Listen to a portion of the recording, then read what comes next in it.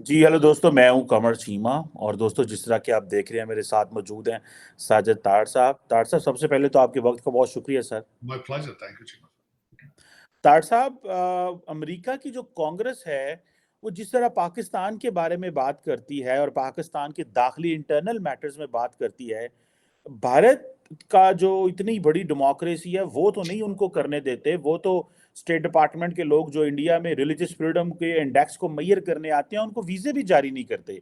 अभी ब्रैड शर्मन भी कह रहे हैं कि जनाब, पाकिस्तान में कभी वो इमरान खान के हक में बात करते हैं, कभी वो इमरान खान के खिलाफ बात करते हैं। और दूसरा, ये जो बात चल पड़ी है पाकिस्तान के अंदर के, जो एक कुछ लीक्स आई हैं कि हमारी जो इना रबानी खर साहिबा हैं, वो कह रही हैं कि हमें शायद चाइना की तरफ जो है अपना झुकाव करना चाहिए। दूसरा, पाकिस्तान के अंदर तो इमरान खान साहब सड़कों पे हैं। उन्होंने कह दिया है कि 14 मई को अगर इलेक्शन ना हुए तो मैं सड़कों पे आ जाऊंगा और फिर दमादम मस्किल अंदर होगा। आपको क्या लगता है, हम मुश्किल से ही फाइनेंशियल डिफॉल्ट से बचे हैं, तो आइंदा आने वाले दिनों में आपको लग रहा है कि मजीद पॉलिटिकल अनसर्टेनिटी की वजह से हम दोबारा उसी सियासी फाइनेंशियल दलदल में फंस जाएंगे? डेफिनेटली आपका आपका जो फाइनेंशियल इस वक्त आपके जो आप थोड़ी सी स्टेबिलिटी है, कुछ ऑक्सीजन मिली आपको थोड़े दिनों के लिए। मैं इसलिए कह रहा हूं कि आपकी दोबारा वो फेज आएगी, क्योंकि आपने अभी तक फंडामेंटल्स इकोनॉमी के ठीक नहीं किए। आपने किसी चीज पे ये फोकस नहीं किया कि यहां से एक्सपोर्ट क्या करना है। उसके बगैर आप नहीं बच पाएंगे। आपकी सिर्फ जो एक अपनी अगर देखा जाए तो पाकिस्तान के अंदर की इकोनॉमी, प्लाट आप कितने बेचेंगे? देखिए, इस वक्त तो इकोनॉमी आपकी प्लाटों की है, रियल एस्टेट की। एग्रीकल्चर है, इस दफा खैर गंदम की फसल अच्छी हुई है, लेकिन आपने अगर सही तरीके से ऑर्गेनाइज ना किया तो आप माजी में गंदम भी इंपोर्ट करते रहे, हालांकि यूर एग्रीकल्चर कंट्री। फंडामेंटल्स ये अर्ज ये करना चाहूंगा कि उधार लेकर, कर्जे लेकर, खैरातें मांगकर आप कंट्री नहीं चला सकते जो 76 साल से चल रहा है। आपको फंडामेंटल्स ठीक करने होंगे, किसी ना किसी को, स्ट्रॉन्ग लीडर को। वो लीडर पाकिस्तान में मौजूद नहीं है इस वक्त। जो आपके लीडर हैं, they are called hybrid leaders, train by the agencies, train by the establishment. और वो इत्तेजाज अब तो करते हैं कि हमारे पास पावर्स ही लिमिटेड थी, हमारे हाथ में नहीं है। उसका मैं सबसे बड़ी मिसाल ये देना चाहूंगा कि बाहर से जब आप उधार लेने जाते हैं तो आपने देखा होगा कि पहले बाजवा साहब जाते थे, आज नए आर्मी चीफ जा रहे हैं।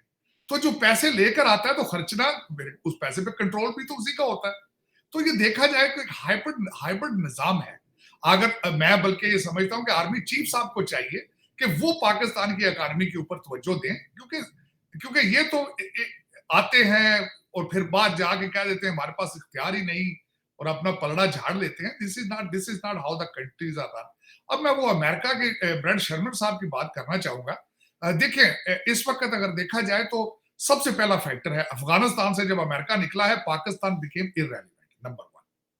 सबसे बड़ी बात, वो जो पहले आपकी इंपॉर्टेंस थी वो वाशिंगटन डीसी में अब इंपॉर्टेंस नहीं है। दूसरा, इस वक्त सबसे बड़ी मैंने आपको बात बताई थी कि अब अमेरिका आपसे बात करेगा तो वो भारत से पूछ के करेगा। वो जकड़े जा चुके हैं, they are almost hostage in that relationship. उन्हें ये बावर करा दिया गया है कि हम ही आपको चाइना के खिलाफ बेहतर पैकेज दे सकते हैं, आप हमें पैकेज नहीं दे सकते। आप इस वक्त और जो रिसेंट अभी जो खलील जादे साहब, ब्रैड शर्मन साहब, ये जो वो $30,000 महीने का पीटीआई वाले लाबी का दे रहे हैं, दैट इज वर्किंग। जो उसकी वजह से ही हो रही है। ब्रैड शर्मन साहब ने क्लैरिफिकेशन दी है कि मैं सियासी सपोर्ट में नहीं आया, मैं ह्यूमन राइट्स की सपोर्ट में निकला हूं। तो मेरी गुजारिश ये है ब्रैड शर्मन साहब, आपको वीगन मुसलमान नजर नहीं आते? आपको मुल्क के अंदर आपने जो इराक तबाह किया है, इराकी आपको बच्चे नजर नहीं आते भूख से मरते? आपको लिबिया जो तोड़ के रख दिया आपने, आपको वहां ह्यूमन राइट्स की वायलेशन नजर नहीं आ रही? आपको ह्यूमन राइट्स की वायलेशन अगले दिन बैतुल मुकद्दस में रमजान के अंदर वो घुस के जो उन्होंने मारा है, उनको आप कोई नजर नहीं आता। वहां आप अंधे हो जाते हैं।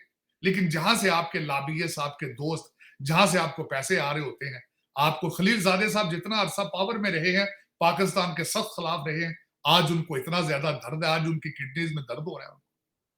कहते हैं जी इमरान खान साहब के बारे, हाय अल्लाह जी, मर गए खान साहब को कुछ ना कहा जाए, वो जो पीरनी को कुछ ना कहा, इतनी दर्द हो रही है मेरे को। तो मैं ये पूछना चाहूंगा, ये डॉलर वर्किंग, डॉलर में बड़ी ताकत है चीमा साहब। ये डॉलर की वजह, otherwise Pakistan is completely irrelevant right, बिल्कुल इररेलेवेंट। और ये जो मैं वाहिद एक आदमी हूं 10 साल से चीख चीख के इनको कहता रहा हूं कि खुदारा वॉशिंगटन डीसी पे तवज्जो दो, आपकी एडमिनिस्ट्रेशन को, एस्टेब्लिशमेंट को, आपके सियासतदानों को। मैं मिन्नतें इनकी करता रहा हूं 10 साल से कि तुम्हारा कोई पुरसाने हाल नहीं है वॉशिंगटन डीसी में, तुम्हारी कोई रिप्रेजेंटेशन नहीं है यहाँ पे, वो तवज्जो दो। लेकिन इन्होंने पिछले दौर के अंदर, मैं फिर दोबारा एक अर्ज करना चाहूँ, पिछले दौर में एक लॉबी फर्म को हायर किया गया, एक पाकिस्तानी जर्नलिस्ट उस गिवन एड्रेस पे गया, एक अपार्टमेंट के अंदर किसी ने वो खोली हुई थी लॉबी फर्म और ताला लगा हुआ था उसको। अगर आप लॉबी फर्म हायर करने के मद में भी आप वहां पे दिहाड़ी लगा जाए, आप पैसे खा जाए, तो फिर देखें ना, आज मैं इसीलिए कहता हूं आज इमरान खान की लॉबी काम कर रही है, लेकिन पाकिस्तान की लॉबी है ही नहीं। दुख ये है कि जब अमीरुल मोमिनीन 4.5 साल 3.5 साल हुकूमत में रहे हैं, उस वक्त इन्होंने कोई लॉबी फर्म हायर नहीं की। आज बिलावल भुट्टो साहब ने यहां अमेरिका में, वो मेरा मकसद है पाकिस्तान तो वो लगता है दौरे पे जाते हैं, रिहाइश उनकी अमेरिका में, उन्होंने इतने रिलेशनशिप अपने जाती ठीक किए हैं, काश के पाकिस्तान के रिलेशनशिप भी ठीक करते। उन्होंने यहां पे हर सियासतदान को जाके बताया कि you need to accept me as a next prime minister. लेकिन पाकिस्तान का मुद्दा रखते हैं इनके सामने। काश इनको कोई भी बताता कि कौमियत क्या है, नेशनलिज्म क्या है। और वो मेरे जो बिलावल भुट्टो साहब हैं, मोहतरम लीडर हैं, वो भी मेरा मकसद ऑक्सफोर्ड ग्रेजुएट है। मैंने आपको बताया था ना कि हमारे बच्चे ऑक्सफोर्ड हार्वर्ड में मनी लॉन्ड्रिंग सीखने जाते हैं, वहां से तालीम लेने नहीं जाते। काश बिलावल भुट्टो को भी पता होता कि मैं I am a foreign minister of Pakistan, I'm not representing Benazir Bhutto or Asif Zardari in America, in Washington DC. I'm not promoting my own personality here. लेकिन यहाँ जो आता है वो अपनी पर्सनैलिटी प्रमोट करता है, पाकिस्तान प्रमोट नहीं करता। तो उसमें ये मैं बताना चाहूंगा कि इस वक्त अगर आप किसी को ये शक हो कि इनको जो इनके पेट खराब हो गया अमेरिकन कांग्रेसमैनों के, इनका कुछ नहीं। You are still irrelevant. और आपके जो हालात हैं वो आपकी मैं छोटी सी अर्ज करना चाहता हूं। दुनिया के हर कैपिटल में जब पाकिस्तान का नाम लिया जाता है तो सबसे पहले आता था माजी में आपका टेररिज्म, उसके बाद दूसरी चीज आती है कि आप उधार मांगते हैं, तीसरा फ्रॉड, और चौथा मनी लॉन्ड्रिंग। और जब भी मैं हैरान हूं, यहां पे आर्टिकल लिखे गए थे कि वजीर आजम यहां पे आया था पैसे मांगने, डेलीगेशन 300 बंदों का लेकर आया था, साथ कुक साथ पाकिस्तान से उसके आए थे, कैमरामैन साथ आए थे पाकिस्तान से, और यहां पे आर्टिकल लिखे गए थे ये पैसे मांगने आया है। तो ये अगर आप इस तरह के, अब मैं एक छोटी सी मैं आज आपको मिसाल दे, चीमा साहब, मैंने आज ट्वीट की है सुबह, आपके प्राइम मिनिस्टर शहबाज शरीफ साहब किंग चार्ल्स की कॉरोनेशन में जा रहे हैं। एक कंट्री जो ऑलमोस्ट बैंकक्रप्ट, इखलाकी तौर पे तो आप बहुत अरसे के बैंकक्रप्ट हो चुके हैं, फाइनेंशियली भी आप बैंकक्रप्ट ही हैं, समझिए उधार लेके मुल्क किस तरह ही चलते। क्या जरूरत है वहां जाने की? आपको जाना चाहिए? आप किंग चार्ल्स थोड़ा फूफी का पुत्र है, वो पूछना चाहिए ना। और सबसे बड़ी बात है, आधा मुल्क इंग्लैंड का चाहता है कि खत्म हो जाइए अपने मानार्की, इसका कोई फायदा नहीं है, सिर्फ टूरिज्म के लिए उन्होंने रखी है मानार्की, उसके बाद उसका कोई अमल दखल ही नहीं है। तो जरूरत है कि पाकिस्तानी टैक्स पेयर्स पे एक जहाज उड़े और 50 और 100 बंदों को साथ लेके वेकेशन की जाए सरकारी खर्चे पे जाके लंदन में। लेकिन ये चीमा साहब, ये फिर वही बात आ जाती है कि वो उन मुल्कों में होता है जहां कोई कानून हो, कोई पूछना चाहता हो कि प्राइम मिनिस्टर साहब why you are spending tax payers money, आप क्यों इखलाकियात जहां पे, मॉरल्स हो, जहां पे वैल्यूज हो, क्या जरूरत है जाने की? मैं समझता हूं जितने इसी वजीर आजम की बात है कि वो कहता है मैं जब फोन करता हूं तो फोन लोग उठाते नहीं है मुल्कों के सदर के, मैंने पैसे मांगने होते हैं। और उसी प्राइम मिनिस्टर को क्या शौक चढ़ गया कि वो किंग चार्ल्स के जाके तो वो कॉरोनेशन, और कोई रिस्पेक्ट नहीं होनी उसकी। वजह ये है किसके उन्होंने पूछना नहीं है कि ये किधर से आ रहा है बंदा, उनका पाकिस्तान, उन्होंने कहा वही पाकिस्तान रोज पैसे मांगता, क्या इज्जत होनी है आपकी? आपको तो कोई बुलाए भी तो नहीं जाना चाहिए, क्योंकि शर्मिंदगी होनी चाहिए। जाके क्या, किस चीज को रिप्रेजेंट करेंगे? फ्रॉड को, धोखे को, ये रिप्रेजेंट करेंगे ना एज ए प्राइम मिनिस्टर? जो आपके हालात है, हालात ये होते हैं कि रिस्पेक्ट क्या होनी, लोगों को ये पता नहीं होता कि आप वापस जाएंगे, जाने तक आपकी गवर्नमेंट भी होनी है या नहीं होनी, क्या इज्जत आपकी उन्होंने करनी है। लेकिन फिर वही, ये कोई इनको समझाए तो समझे। मैंने पिछले वीलाग में भी मैंने आपसे अर्ज की थी कि जहां पे 200 400 साल पुरानी यूनिवर्सिटियों की डिग्रियां खत्म हो जाए, फेल हो जाए, हार्वर्ड, कोलंबिया, ऑक्सफोर्ड, कैम्ब्रिज, वहां के हजरात जो पैदा ही, मैंने कहा था एक बंदा पैदा ही हुआ था पाकिस्तान का हाईएस्ट ऑफिस होल्ड करने के लिए, उसको मैं देखता हूं, और फिर वो उसकी सास की वीडियो निकलती है, मोहर्रम से कोई नहीं, पता नहीं किस मुंह से फिर बैठते हैं लोग। मेरे तो, मैं आज बस शाह ने एक लास्ट चीज मैं अर्ज करना चाहता हूं। मैं अगले दिन शाह महमूद कुरैशी साहब का रिलेशनशिप आपके एक हाईएस्ट पाकिस्तान बिगेस्ट जज के साथ बचपन से क्लास फेलो है, तो उसमें कॉन्फ्लिक्ट ऑफ इंटरेस्ट की स्पेलिंग भी इनको आते हैं या फिर उन्हें पढ़े ही नहीं कि कॉन्फ्लिक्ट ऑफ इंटरेस्ट चीज क्या है। और उसको सिर्फ शाह महमूद कुरैशी को वहां पे सिर्फ इसलिए उस डेलीगेशन का हिस्सा बनाया गया, परवेज खटक को और असद कैसर को निकाल के, सिर्फ इस वजह से कि ए भाईजान का रिश्तेदार है, भाईजान को तो रिलीफ मिलनी। ये जज है जिस मुल्क के अंदर बेंच अनाउंस करने के ऊपर लोगों को पता चल जाए इसका फैसला क्या है, वो क्या अदालत है। जिस बेंच को देखकर लोग कह रहे इसका फैसला ये होगा, उन जजों का हक है कि वो उस पर जजमेंट दे। वो फिर कहते हैं कि दुनिया में 140 में से 128वां 129वां से नंबर है आपका। ये अदालतें हैं, इसको कहेंगे आप अदालत। फिर कहते हैं इसको कहते हैं कैंगरू अदालतें। मैं तो इनको कैंगरू अदालतें में, कैंगरू अदालतों को भी कुछ मॉरल्स होंगे, कुछ स्टैंडर्ड होंगे। ये कौन सी अदालतें? लोग चीमा साहब ऐसे ही नहीं पैदल भाग रहे पाकिस्तान से, जहाजों वाले तो टिकट लेके भाग रहे हैं, जिनकी टांगे काम करती वो पैदल भाग रहे हैं। ईरान के बॉर्डर पे कभी सर्वे करें, लोग पैदल भाग रहे हैं इस मुल्क से। क्यों भाग रहे हैं? ये इन अदालतों की वजह से।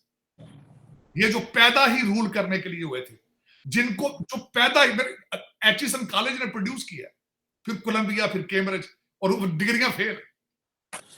डॉक्टर साहब एक नई बात सामने आई है कि बेसिकली हुकूमत इलेक्शन, जनरल इलेक्शंस भी डिले कर रही है। जो बातें सामने आ रही हैं अभी तक कॉन्स्पिरेसी हैं या जो भी चहमगोइयां कह लें, क्योंकि इमरान खान साहब पावर में आके चीफ जस्टिस पाकिस्तान को 3 ईयर टर्म देना चाहते हैं।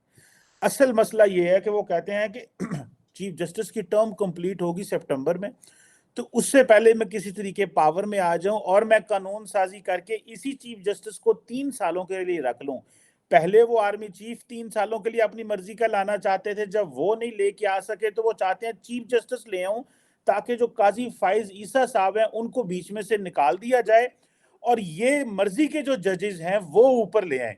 तारड़ साहब, कभी फौज में मर्जी के जजेस जनरल्स लाने की कोशिश, कभी जुडिशरी में मर्जी के जजेस लाने की कोशिश, ये पाकिस्तान की जमहूरियत बस ये अपने इन्हीं चीजों के लिए रह गई है। और वो जो 25 करोड़ अभी नई तारड़ साहब सेंसस आ रही है, जो डिजिटल सो कॉल्ड सेंसस हो रही है, उसके में बड़े फ्लॉज हैं।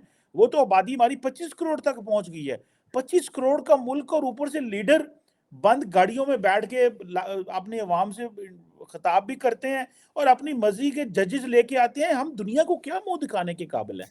चीमा साहब, आपने एक बात भूल गए, उस्मान बुजदार साहब भी तो वापस आ रहे हैं। और सबसे बड़ी बात आपको मैं बताना चाहता हूं कि अगले दिन किसी ने आर्टिकल बड़ा खूबसूरत लिखा है। उसने कहा कि इस वक्त the Peerni, madam Peerni is coming back strong. Reason कि उनकी प्रेडिक्शन सारी जो है दे वर ट्रू। उनकी प्रेडिक्शन जो वो उन्होंने करके, पता नहीं, या तो उनको आईएसआई वालों ने किसी ने बताई है प्रेडिक्शन, तो यही होनी। उन्होंने जो कुछ प्रेडिक्शंस की थी वो सारी सही आई हैं, और according to that scenario Usman Buzdar is coming back. और उसमें देखें चीमा साहब, खान साहब वापस आएंगे, ना सिर्फ वो जज अपनी मर्जी का रखेंगे, ये भी एक सिनेरियो डिस्कस हो रहा है, हो सकता है आर्मी चीफ भी अपनी मर्जी का ले, ये भी उनका उनका उनका इस्तेकाक है। उसके बाद इलेक्शन कमिश्नर अपनी मर्जी का लाएंगे। उसके बाद वो हर चीज वो लाएंगे जो बनीगाला से ऑपरेट हो, रिमोट कंट्रोल, वो सारी चीजें लाएंगे। और एक और भी है, मैं अगले दिन किसी का, मैंने आज से कुछ अर्सा पहले एक आर्टिकल पढ़ा, उन्होंने कहा इमरान खान का इलाज भी इमरान खान है। वो इस तरीके से, ये कैलकुलेशन है उनके, क्योंकि इनके पास इनका पहले रिकॉर्ड मौजूद नहीं था।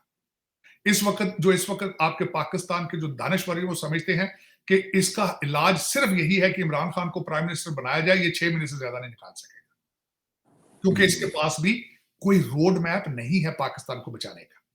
इसके पास देखें, आप सियासत से रोटियां नहीं पकती, सियासत को आप हांडी में नहीं डाल सकते। वोट, आप जो वोट की पर्चियां होती है ना, वो आप रोटी के ऊपर रख के खा नहीं सकते। उसके लिए इकॉनमी चाहिए। इकॉनमी का खान साहब के पास कोई हल मौजूद नहीं, कोई हल मौजूद नहीं। खान साहब के पास मेरा मकसद, खान साहब के माजी के अंदर पाकिस्तान वाज कंप्लीटली आइसोलेटेड, और खान साहब की एक सबसे बड़ी बीमारी है, सुबह फैसला करते हैं, शाम पे यूटर्न मार जाते हैं, शाम तक कोई बंदा भी इन पे बात कर, इनके अपनी पार्टी के अंदर लोग इनका एतबार नहीं करते। इस तरह मुल्क नहीं चलता। स्टेबिलिटी, एक आप फैसला करें, चाहे गलत हो, बुरा हो, अच्छा हो, उस पर कायम रहे, लेकिन ये कि खान साहब के अंदर नहीं है। और दूसरा सबसे बड़ा जो प्रॉब्लम इस वक्त अमेरिका ने, जहां पे वॉल स्ट्रीट का मैंने आपको कहा था जो आर्टिकल है, विश के हर पाकिस्तानी उसको ट्रांसलेट करके पढ़ता, बड़े सख्त अल्फाज इनके लिए इस्तेमाल किए गए हैं, रेडिकलिज्म। रेडिकलिज्म, वो कहते हैं कि एक ड्रामा रेडिकलिज्म का इन्होंने शुरू कर दिया है, तालिबानाइजेशन का, जो बल्कि तालिबान को पेशावर में ये ऑफिस भी बना के दे रहे थे, वो एक जो साथ टच देंगे, इस्लामिक टच दे रहे हैं, ये खालिद रिजवी साहब का साथ जो इन्होंने वो ड्रामा शुरू किया हुआ है, वो बड़ा खतरनाक है। पाकिस्तान बहुत खतरनाक है, उस जियोग्राफिक लोकेशन में बहुत खतरनाक है। और वो जो जिस तरीके से ये पाकिस्तान को आइसोलेट कर लेते हैं, अब मैं छोटी सी एक बात कर दूं, लीडरशिप के हालात ये हैं कि तकरीरें करते हैं, कहते हैं खौफ के बुत तोड़ दो, खुद मुंह पे बाल्टी डाल के फिर कंट्राडिक्शन कितना है, तजाद कितना है। लोगों को कहते हैं जेल भरो, अपने बच्चे लंदन में बैठे, वो आए हैं 4 दिन नहीं रुके यहाँ पे, और जब रहे हैं तो जितनी गाड़ियां, 300 गाड़ियों का प्रोटोकॉल होता था, और ये वही प्राइम मिनिस्टर है जिसने प्राइम मिनिस्टर उसकी भैंसे बेच दी थी आते। तो मेरा ये हकीकत ये है चीमा साहब, मुझे लग जो रहा है, पाकिस्तान की तबाही अब हर दीवार पे लिखी जा चुकी है। The science are there, you have no solution. अब आपके पास सोल्यूशन कोई नहीं। जो 76 साल से गंद एक पक रहा था, एक जो देग आपने चढ़ाई थी 76 साल की, मेरा ख्याल वो तैयार हो चुकी है, मेरा लगता है। उसकी वजह यह है कि आपने किसी ने कोई सॉलिड प्लानिंग की नहीं है। कोई तालीम पे तवज्जो नहीं है, इकॉनमी पे तवज्जो नहीं है। ये ड्रामा इन्होंने, खैर खान साहब ने एक बड़ा अच्छा किया, इनको एंटरटेनर बड़े अच्छे मिले हैं। इन्होंने जो हांडी पकाई है जमात इस्लामी और रिजवी साहब की जो है, टीएलपी का वो भी डाल दिया, दमादम मस्त कलंदर भी डाल दिया, फौज से वफादारी भी छीन ली, वो सारा कुछ करके जो उन्होंने पेश किया है जमान पार्क में, और फिर साथ जो बच्चों को पार्टी पे लगा दिया उन्होंने, पार्टी करो, हाथ में तस्बीहें पकड़ के डांस करो, जो कुछ लीगल है हर चीज। वो एक कॉन्सेप्ट बड़ा डेंजरस कॉन्सेप्ट है। मेरा ख्याल है उसमें पाकिस्तान का हर बच्चा उस नशे के अंदर, नशे से चूर है। वो चाहता है पाकिस्तान को एक दफा आग लगा दी जाए और पार्टी की जाए। तारड़ साहब, ये जो अमेरिका के हवाले से आपको नहीं लगता कि अमेरिकी जिस तरह बिहेव कर रहे हैं, ये तो बड़ी कमजोर तरीके से वो कह रहे हैं कि जी, ये ब्रैड शर्मन का मैं पढ़ रहा था, वो कह रहे हैं कि इमरान खान जो है वो, उसने पहले हम पे इल्ज़ाम लगाया था, लेकिन बाद में उसने इल्ज़ाम जो है फिर हमें विड्रॉ कर लिए थे, और वो बाकी जो लीडर है ना, उनसे थोड़ा कम उसमें लचक कम है।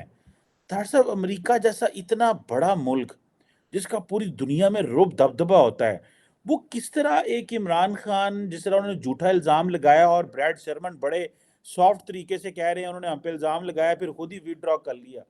तो ये जो चीज़ है, आपको लगता है कि ये बाइडेन एडमिनिस्ट्रेशन पाकिस्तान के साथ ताल्लुकात तो डाउनग्रेड कर दिए, लेकिन लगता है कि इंटरनेशनली कुछ डिस्ट्रैक्टेड से हैं। सो पाकिस्तान, इंडिया की तरफ उनका ध्यान तो ज़्यादा है, लेकिन पाकिस्तान से भी वो बड़े डरे-डरे लग रहे हैं। इसकी क्या वजूहत है? पाकिस्तान से डरे नहीं है चीमा साहब।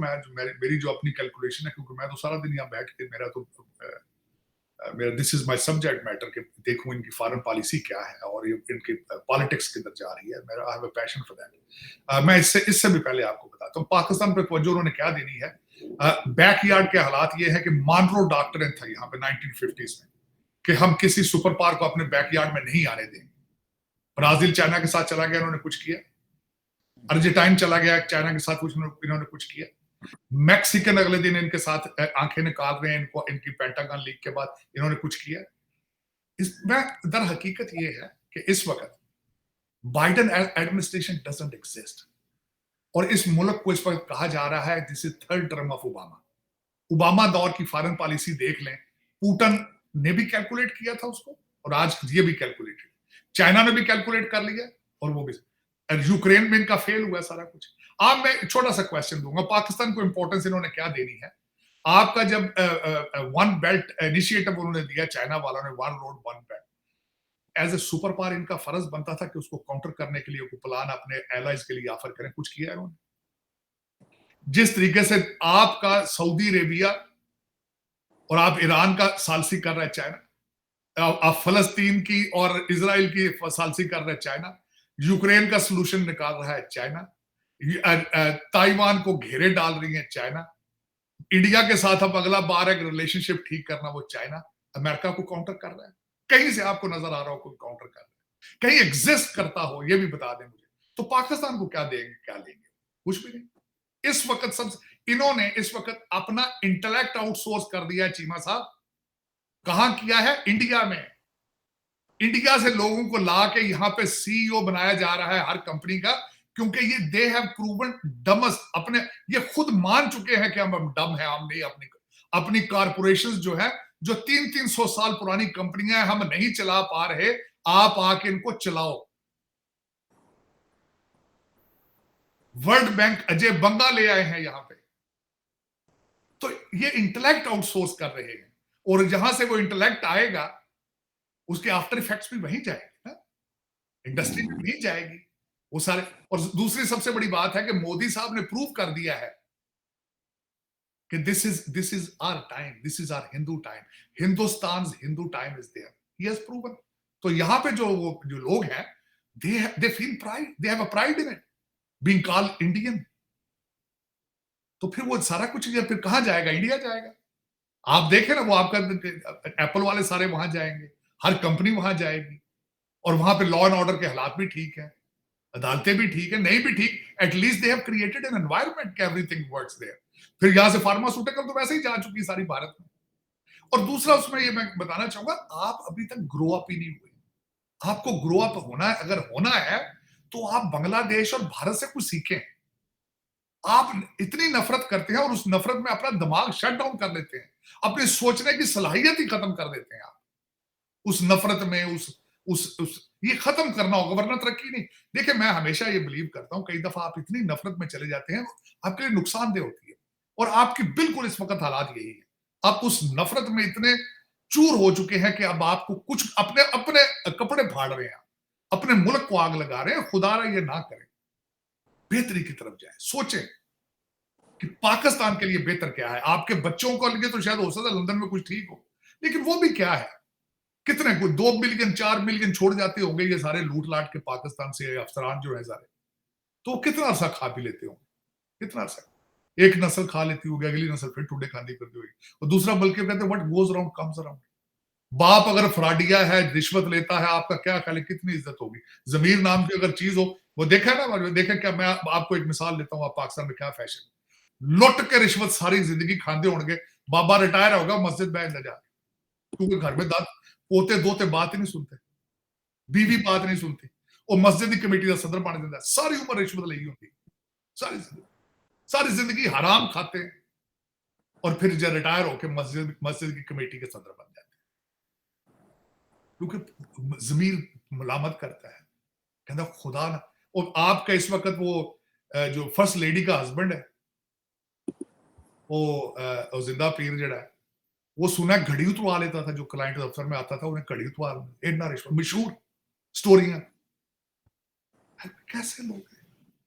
और इस वक्त पाकिस्तान के फैसले वो करते हो, कहते हैं हमारी हुकूमत है।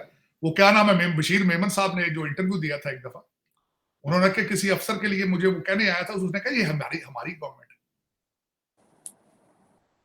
हालांकि उस बंदे को शर्म आनी चाहिए थी कि तुम अपनी एक्स वाइफ के बारे में कह रहे हो कि दिस इज आवर गवर्नमेंट। उसे मैं इशारा कर रहा हूं, these are the morals of people, those are running your country, these are the morals.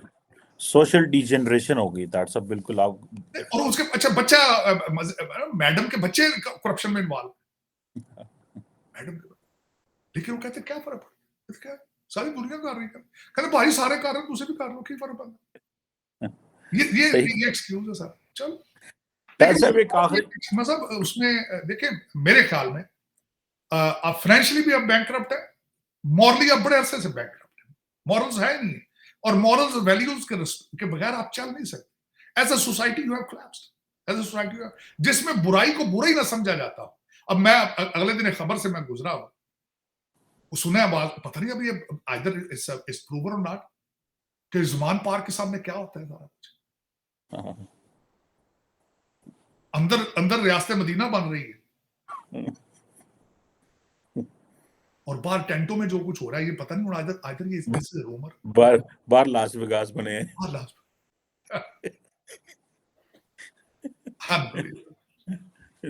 तो थाड़ साहब, एक आखिरी सवाल ये सुना है, एक चाइनीज फर्म है, उन्होंने एक स्टडी की है कि कोई $58 बिलियन का रेलवे प्रोजेक्ट आ रहा है, जो कि बेसिकली काशगर को कनेक्ट करेगा ग्वादर से। तो ये सारा वो कहते हैं कि जितनी भी गल्फ जो है से जितनी भी ऑयल निकलता है, तो स्टेट ऑफ हार्मस से ऑलमोस्ट 40% ऑयल निकलता है। तो वो कहते हैं अगर वो सारा स्टेट ऑफ वो साउथ चाइना सी से गुजरता हुआ और स्टेट ऑफ मलाक्का से गुजरता हुआ बीजिंग जाए तो 13,000 किलोमीटर है। तो यहाँ से पाकिस्तान से ग्वादर दूते चढ़ा दो चाइना ते थोड़े किलोमीटर है। अब वो कहते हैं कि पहले रोड बनाया, लेकिन अब ट्रेन एक बनाएंगे, उस ट्रेन पे को $58 अरब लगेगा। ये स्टडी आई है। आपको लगता है कि जो सीपैक का हमारा तजर्बा है, उस तजर्बे के बाद ये ट्रेन वाले का क्या बनेगा, इसको चीनी इंप्लीमेंट करेंगे या सिर्फ स्टडी रहेगी? नहीं चीमा साहब, उसकी स्टडी आई बड़ा, उस पर यहाँ भी डिस्कस हुई सारी, मैंने खुद वो खबर पढ़ी सारी। चीमा साहब मुझे पता नहीं क्या बात है, पापा जान बड़ा पसंद है मुझे पिज्जा जो है।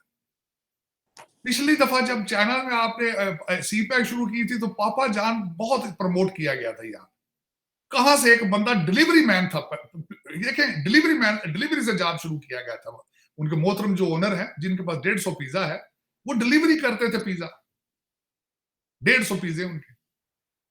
और हमें दुआ देनी चाहिए पाकिस्तानियों को, इतनी तरक्की और की है चाइना की वजह से हमने। अब इस ट्रेन के पता नहीं किस किस ने क्या क्या खाबे लगाने हैं इस पे, और हमारे चाइनीज भाई को पता, उनको पता है, हाथ लग चुका है उनको, लेकिन उनके पास पैसा ही बहुत ज्यादा, क्या करें, पैसा ही बहुत ज्यादा। शायद देखें धोखा तो उनके साथ बड़ा हुआ है, बड़ा आपने हाथ किया चाइनीज के साथ। उन्होंने बड़ी दफा एहतजाज किया है, बड़े आपके उन्होंने मिनिस्टरों की बेइज्जतियां की हैं, बल्कि इस वक्त भी जो आपके आर्मी चीफ गए हैं सारा डिस्कस यही करते रहे वो हमारे कैसा एक्सपीरियंस कैसा रहा है। अब पता नहीं हमारे आर्मी चीफ साहब वहां क्या कमिटमेंट देकर आए हैं या क्या। अब कोई आपका पाकिस्तान का कौन सा अगला बंदा हाथ करने के लिए तैयारी कर रहा है, देखे ना, वो प्लान ए बनाते हैं, आप प्लान बी बना लेते हैं। वो कानून बनाते हैं, वो दीवार बनाते हैं, आप उससे ज्यादा बड़ी सीढ़ी बना लेते हैं।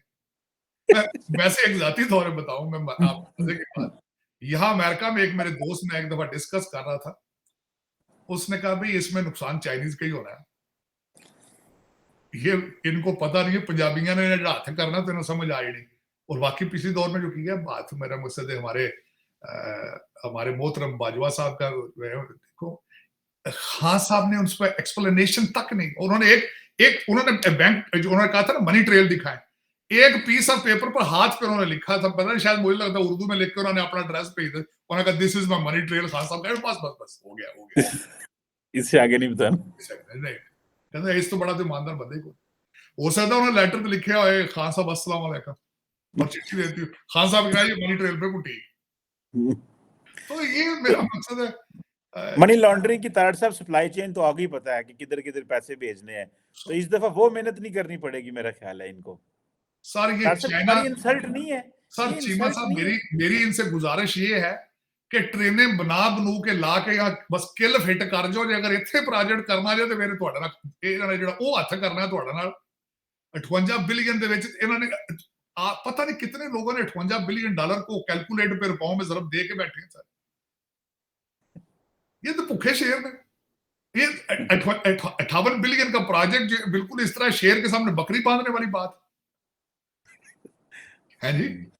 ये तो कई हमारी एस्टेब्लिशमेंट लोगों की नींदें उड़ गई होंगी भाई 58 बिलियन की बात सुन के। कई लोग तो शॉपिंग पे जा चुके होंगे, उनकी बीवियां फ्रांस जर्मनी लंदन शॉपिंग पे चली गई होंगी उस प्रोजेक्ट का सुन के कि पैसे आ रहे हैं पैसे आ रहे हैं, प्रोजेक्ट टुर पे चाइना। तो मतलब ये बात ये है दुख वाली कि आप 1947 में पहला जब डेलीगेशन अमेरिका आया था, वहां भी आपने पैसे मांगे थे, आज भी आप जहां जाते हैं पैसे मांगते हैं। 76 साल में ये ट्रेड मार्क है, ये ट्रेड मार्क आप नहीं बच पाएंगे। और जो इस वक्त आपके पास जो घेरे पड़ चुके हैं, आपने जो कौम अंधी कर दी है इस वक्त, जिनकी आंखें बंद हैं, कान बंद हैं, वो तो गूंगे गूंगे हो गए ना। कोई मुझे आप वाहिद मुल्क दिखाएं जहां पे अगली कौम अपने मुल्क को आग लगा के तालियां बजा के पार्टी करना चाहती हो, आपके ये लोग करना चाहते हैं। वो कहते हैं आग लगाओ इसको और पार्टी करें। कितनी कौमें आप इस वक्त कितने मुल्क हैं जो जिनकी यूथ तैयार हो कि अपने मुल्क को आग लगा के पार्टी करें? आप तैयार है, आपकी कौम तैयार, आपने की है तैयार, हो चुके हैं वो तैयार। मोदी साहब तो कहते हैं ना कि India is ready to lead the world, और इस तरह की वो बातें कर रहे हैं। और हम देखें कितनी डिप्रेसिंग किस्म की सिचुएशन है यहाँ पे, और फिर बातें आप वाली है कि वो तो पड़ा हुआ है, चाय बेचते थे, और ये इन्होंने ऑक्सफोर्ड और कैम्ब्रिज को शर्मिंदा कर दिया है। तो यकीन करें, मेरा दिल करता है कई दफा मैं, और there is possibility I might write a letter और एसे टू दीस स्कूल्स कि पाकिस्तानी बच्चों को दाखिले देते हो तो इनका अलग टेस्ट लिया करो। ये सैट जीमैट ये जो देते करते हो ये कर लेते हैं, लेकिन इनका आईक्यू लेवल चेक करो, इनका डीएनए कराओ पहले यार एडमिशन देने से पहले। और जो बाबे तुमने पढ़ाए हैं वो क्या कर रहे हैं? मनी लॉन्ड्रिंग की स्कीमें उनको सिखाते हो यहां से, क्योंकि वो सारे तो मनी लॉन्ड्रिंग कर रहे हैं। आपके सियासतदान भी सारे ग्रेजुएट हैं, यहीं से पढ़ के। मैं ये बुक पढ़ रहा था अभी ना थोड़ी देर पहले, ये फ्रांसिस फुकुयामा की आइडेंटिटी बुक है। इसमें वो कहते हैं हेगल ने कहा था कि जो struggle for recognition was the ultimate driver of human history. Struggle for recognition जो हमारी ह्यूमन हिस्ट्री का अल्टीमेट ड्राइवर है। मेरे ज़हन में सवाल आ रहा है कि इंडिविजुअल तो स्ट्रगल करता है, ये मुल्क हमारा क्यों नहीं इसमें वो रिकग्निशन नहीं बना सका, जिस तरह आज इंडिया अपनी रिकग्निशन बना सका है, हम वो क्यों अपनी रिकग्निशन नहीं? आपको सबसे बड़ी बात ये है, आपको इन लोगों को जितने मैं दुख है, ये जिनके पास कैमरेज या डिग्रियां सारी जिनकी हम बातें कर रहे हैं, इनको सिर्फ एक चीज का नहीं पता, लेगेसी क्या है। जब आपको ये जिस दिन आप अपनी लेगेसी के बारे में तवज्जो देंगे, कंट्री आपका ठीक हो जाएगा। वाओ। अभी आपकी लेगेसी क्या है? बच्चे की 4 कोठियां छोड़ जाओ, बच्चे के अकाउंट कहते हाय बच्चा है, सिर्फ 10 मिलियन है डॉलर है, देखो ये तो कुछ 50 मिलियन होना चाहिए। आपके टिकट इस वक्त 1-1 करोड़ 20-20 लाख के बिके। आपके अभी जो देखें पिछले चीफ जस्टिस साहब की आरडीओ निकल रही, उनके बच्चों की भी आरडीओ निकल रही, तो 1.25 करोड़ की टिकटें भेज दें। कारोबार एंटरप्राइज, लेगेसी का फिक्र नहीं है किसी को। लेगेसी सरकार, मैंने आपको कहा था जनरल रावत बिपिन के घर की तस्वीर जो है, ओए मैं देख के खुदाई का ठंड पै गई सी। आप उस सोच तक पहुंचे नहीं, उस सोच पर पहुंचने की जरूरत है। सफेद काटन के कपड़ों के अंदर भी आपकी पर्सनैलिटी, आप चमक रहे होते हैं अगर आपके अंदर कुछ हो तो, आपके चेहरे पे नूर होता है। आप भागते नहीं है, लंदन नहीं जाते, आपका कंट्री लंदन से ऑपरेट नहीं होता। You are living in a hybrid country. आपने पाकिस्तान बनाया ही नहीं है। I can write a book on it, you never made Pakistan, you never made. और अभी भी लेट नहीं है, आप कर सकते हैं, लेकिन वो लीडर अभी पैदा ही नहीं हुआ पाकिस्तान में। और मैं इसी तरह से कहता हूं, शायद मैं अपने डीएनए पे शर्मिंदा हूं यार, शायद पता नहीं क्या वजह, हमें लेगेसी का शौक क्यों नहीं। ये बिल्कुल सही, ये सेंट्रल क्वेश्चन है तार साहब। अगर हम सिर्फ इस एक वर्ड जो आपने बोला ना, लेगेसी का बंदा ज़हन में रख ले, तो पूरी जिंदगी बंदा उसके ऊपर जो है ना गुजार सकता है, इस वर्ड के ऊपर, कि मैं अपने बाद क्या छोड़ जाऊंगा अपनी नस्ल के लिए, अपने मुल्क के लिए, दुनिया मुझे किस तरह पहचानेगी, दुनिया मुझे किस तरह याद करना चाहेगी। तो ये अगर चीज, अगर हम ये लेगेसी का हो शौक और ये चीजें हो तो बड़ी बात है। बड़ा आखिरी बात ये करना चाहूंगा, आज से कुछ अर्सा पहले नहीं, आज से 20 साल पहले मेरी बच्ची का एडमिशन था एक स्कूल में, तो उसका इंटरव्यू के लिए मुझे बुलाया गया था, प्राइवेट स्कूल था। तो मुझे उसकी हेड मिस्ट्रेस ने पूछा था कि how would you like to see your daughter after 20 years। मैंने उसको कहा था कि I would like to see my daughter to become a research scholar, I want her to become a professor, I want her to write books. उसने कहा why? मैंने उसको कहा था कि buildings have age, businesses have age, buildings collapse, books don't collapse, research don't collapse. And today I'm very proud of her. She's 27 and graduating with PhD in systems engineering. So True. you have to think about your legacy. You have to think about your contribution and participation towards life, to the world. That's up to myself. Me, myself and mine, it doesn't work. It's a DNA matters. बिल्कुल सही कहा तार साहब, ये question legacy का है और ये वही लोग छोड़ सकते हैं, उसके ऊपर फिर वो जो बात करते हैं उसके ऊपर पहरा देना पड़ेगा, काम करना पड़ेगा, मेहनत करनी पड़ेगी और बंदा खुद ही खुद में सोचता रहता है कि मैं क्या छोड़ के जा रहा हूँ अपनी कौम के लिए, मुल्क के लिए। इसी सवाल के जवाब में ही बंदा जो है वो अपनी ज़िंदगी अच्छे से गुजार सकता है। Thank you very much Sahid तार साहब, sir, it was a pleasure talking to you sir, बहुत मेहरबानी।